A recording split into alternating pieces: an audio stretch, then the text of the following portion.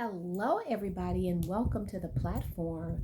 I hope everyone is doing well. Everybody's family is staying safe as we prepare for the Thanksgiving holiday coming up next week. Um, we're talking about those super spreaders, so let's make sure that we are being mindful and making sure that safety is our number one priority in dealing with family and traveling and all of that good stuff. But I just wanted to come on really quick this evening because there's just something that I wanted to kind of talk about. And I've gotten a little lax on doing my videos. So I'm trying to get back into the flow and thing of doing my videos. And what I want to talk about real fast is our worth, our worth, our self worth. And it's just amazes me how we allow and I always like to say we because I don't ever want it to come across as if I am excluding myself from um, still developing, still growing in every area of my life. So that's why I am always very mindful to say we, but we have to start understanding our worth and our value. And we have to determine that ourselves before we enter into contracts, covenants, relationships, friendships. We have to already know our worth. Because if we don't, and we go into these situations, we are then allowing other people to determine what our value is. I've spent today watching a show, and it's one of my favorite shows, and I'm not going to call the name of it, but it's one of my favorite shows. And I sat there and I watched it with my mom today, and I was just I'm always amazed at how the people on the show will say how um, the man um, is not a good provider and he's not doing what he's supposed to do, and then the man will basically say the same thing about the woman, yet they want so desperately to be together, and they spend 30 minutes running each other down, saying um, discussing all of the deceit, the betrayal, the lying, the infidelity, the everything. And then it all ends in, but I love him, but I love her.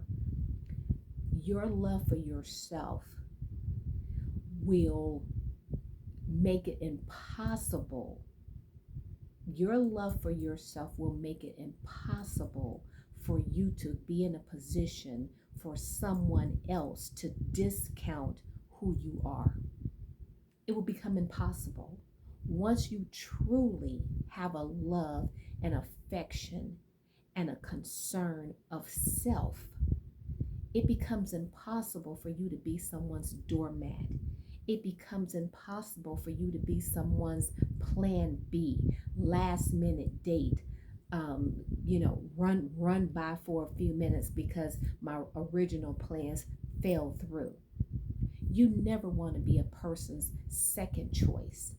You never want to be a person's option when their main option did not go through. You never want to be that because your value and your worth is so much greater than that. But if you don't see it, then no one else is going to see it. And people will actually get upset with you when you start to realize your worth. They will get upset with you when you start saying, no, you can't call me at the last minute because you're the person you wanted to go out with had something to do. You don't want to stay home because you already dressed up. So I'm your fallback plan. They will get upset with you when you start to understand that your value is to the point where I would rather sit at home and wash my hair and eat ice cream than to be your backup plan. I would rather go to a movie and dinner alone than to be uh, your afterthought. there is a requirement. And as I got older, I had to realize it. This is not something that I learned in my 20s. And even I was kind of grappling with it rather in my 30s. You have to set a level. There is a requirement in order for you to be in my circle. Now, that may sound to some as being stuck up or being bougie or whatever, but I have a standard. I have a standard of that I require from people who want to be a part of my life. It's my life. I get to make that requirement. And on the flip side of that, I expect them to have a requirement of the type of people that they surround themselves with. I'm not a raggedy, run of the mill person. I don't deal with raggedy, run of the mill people. So I have a requirement, I have a standard. And somewhere along the line, having a standard has become an ugly thing. It has become seen as a negative to say, I don't date men who are this or that, or I don't date women who are this or that. I have a preference, I have a standard. That has become like like a curse almost. Oh, how dare you have a standard? How dare you have people that you say I don't you don't fit into what I'm looking for. God raises a standard. We need to raise a standard. If McDonald's has a standard, why we can't have a standard? Gas stations have a standard. But we can't have a standard. Don't be bullied and ashamed of setting what is acceptable for your life. Your life. What other people choose to do, that's their business. But it is okay for you to say, for me, I only want a husband who is going to treat me this way. I only want a wife who is going to do this or treat me this way. I want a family that is going to look like this. Now, that's not to say perfection, because nothing is perfect. My husband and I will be celebrating 25 years of marriage in just a few months. We are still growing. We still have not reached perfection, because if that joker ever becomes perfect, I'm going to have to get rid of him, because I can't deal with nobody perfect, because I'm not perfect. But we have set a standard for our marriage. And even when things are not going perfect, because they're never perfect, is either going okay, we're on track, or we're hitting a few bumps. But we have set a standard for our relationship, our marriage, our friendship, because marriage is a combination of all those things. We are business partners, we are friends, we are lovers, we are confidants, we road dogs, we silly. You see us together sometimes, you think we 15 years old. So our relationship is a combination of a whole lot of things. But even in that, each level, each relationship, each component of our relationship, there is a standard. There are things that are not acceptable. There are things that we don't do, we don't say. I don't care how upset we may be. There's a line that we don't cross. Some of us cross lines and we feel like we can cross them and we can come back and it will be okay. But you have to understand that there are some lines in this world that once you cross them, you can never come back. There are some things that once you speak it out of your mouth, you can never take it back. And that relationship will never, ever be the same. There are relationships that have been destroyed permanently by words that were spoken in anger. But just because they were spoken in anger does not mean they were not also spoken in truth.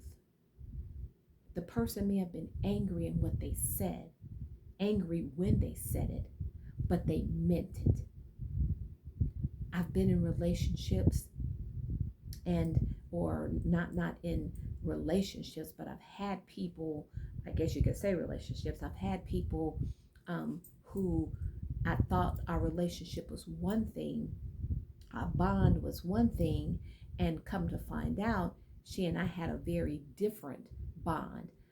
What I thought we were and what we actually were as far as the East is from the West. And in a 30 plus year off and on relationship, trying to bond, trying to go back and heal old wounds, we could never ever get to the point where it actually stuck and it stayed. And during the midst of an argument, wasn't the first disagreement we'd had, but in the midst of this particular argument, she said something. She said it because she was angry, but she also meant it.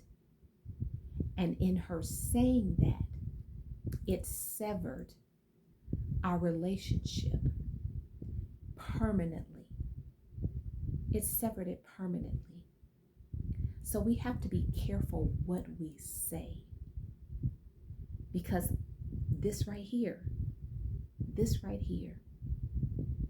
will get us in trouble in situations that we cannot easily get out of. 2020 has been a year of revelation. It has been a year of just pain, hurt, disbelief, losing people that we love personally, entertainers, all these type of things. It has just truly been a year. It is time for us to now be kind. It is time to be kind, not just to the people you like and the people that you know. It is time to just be kind. It's time to smile at people that you don't know. It's time to hold the door open for the person coming in behind you. It's time to say, how you doing? And not just to people who look like you. Because every person that looks different from you is not against you. They're just as confused. They don't know whether to speak or not speak, how you're going to respond, how you're not going to respond. It's time to be kind to one another. It's time to start healing and not let those who continue to sow discord have the final say. It's not up to those whose mission is to cause division and to continue to sow hatred to have the final say. So I'm going to wrap it up because it is late. I'm doing this video kind of late, but I wanted to get it in before I went to sleep tonight. Thank you so much for tuning into the platform. Thank you for your continued support. Please like and share the platform, Tilted Crown Productions. Like and share the page, Tilted Crown Productions. My PR agent always gets on me about that because I always say it wrong. Like and share Tilted Crown Productions. Turn on your notifications. check out our events tab so you can see what's going to be coming up. We have a lot of exciting things that we're going to be implementing in 2021. We have a brand new show that we're going to be doing called Okay, Let's Talk About It. You're going to love that show, I promise you. The next event that we have coming up is Women of the Bible series, which is scheduled for December the 8th at 7 o'clock Eastern Standard Time. Excuse me, you do not want to miss that. I guarantee you are going to learn something when you tune into the Women of the Bible series. So, again, thank you so much for your support of Tilted Crown Productions. Have a wonderful and blessed evening, and I will see you again really soon.